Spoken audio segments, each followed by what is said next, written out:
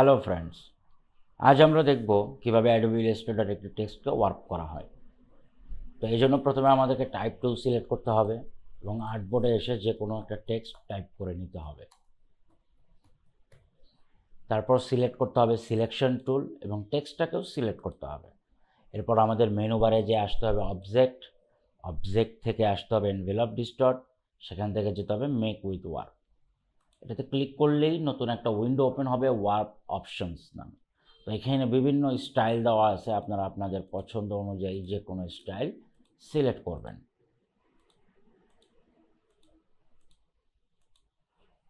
তারপর এখান থেকে বেন্ড, হরাইজন্টাল, ভার্টিক্যাল এই স্লাইডারগুলো দিয়েও আপনি আপনার লেখাটাকে পছন্দ মতো কাস্টমাইজ করতে পারবেন।